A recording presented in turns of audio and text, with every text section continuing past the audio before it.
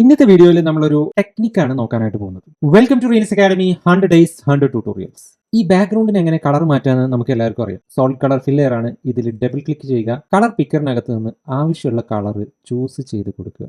ബാക്കി വരുന്ന എല്ലാ ലെയേഴ്സിനും ഒറ്റ കളറാണ് കൊടുക്കേണ്ടത്. എന്ത് ചെയ്യാൻ പറ്റും? ഈ 3 ലെയറുകൾ ചേർന്നതാണ് ലോഗോ.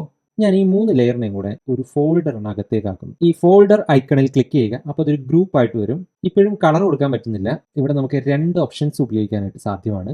ബ്ലെൻഡിങ് ഓപ്ഷൻസിൽ പോയതിനു ശേഷം കളർ ഓവർലേ സെലക്ട് ചെയ്യുക. ഇനി നമുക്ക് ആവശ്യമുള്ള കളർ ഇവിടെ നിന്ന് ചൂസ് ചെയ്ത് കൊടുക്കാം. Again solid colour fill layer എടുക്കുക. ഇവിടെ നമുക്ക് ആവശ്യമുള്ള കളർ സെലക്ട് ചെയ്ത് കൊടുക്കാം. Right click, create clipping mask. ഇനി നമുക്ക് ആവശ്യമുള്ള കളർ ഇതിനകത്ത് നിന്ന് ചൂസ് ചെയ്ത് കൊടുക്കാം. നമ്മുടെ വെബ്സൈറ്റിലുള്ള ഒരു കളറാണ് ഞാൻ ഇവിടെ കൊടുക്കാനായിട്ട് ഉദ്ദേശിക്കുന്നത്.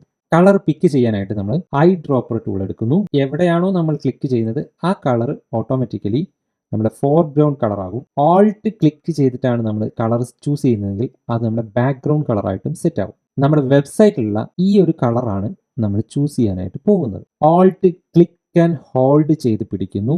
ക്ലിക്ക് വിടാണ്ട് നമ്മുടെ വെബ്സൈറ്റിലേക്ക് സ്വിച്ച് ചെയ്യുന്നു. അത് ചൂസ് ചെയ്യും. ബാക്ക്ഗ്രൗണ്ട് കളറാണ് വന്നിട്ടുള്ളത്. ഈ ഐക്കണിൽ ക്ലിക്ക് ചെയ്യുന്നു. അപ്പോൾ ഇത് ഫോർഗ്രൗണ്ട് കളറായിട്ട് മാറും. കീബോർഡിൽ എക്സ് പ്രസ് ചെയ്താലും മതി. ഇനി നമ്മളുടെ കളർ പിക്കർ എടുക്കുക, കളർ പിക്ക് ചെയ്ത് കൊടുക്കുക. അപ്പോൾ ഇങ്ങനെയാണ് വേറൊരു വിൻഡോയിലുള്ള വേറൊരു ഡോക്യുമെന്റിലുള്ള കളർ, ഇപ്പോൾ നമുക്ക് സ്ക്രീൻഷോട്ട് എടുക്കാൻ പറ്റാത്ത കളർ സ്റ്റീൽ ചെയ്യുന്നത് ഇതുപോലെയാണ്. Thanks for watching. See on the next video.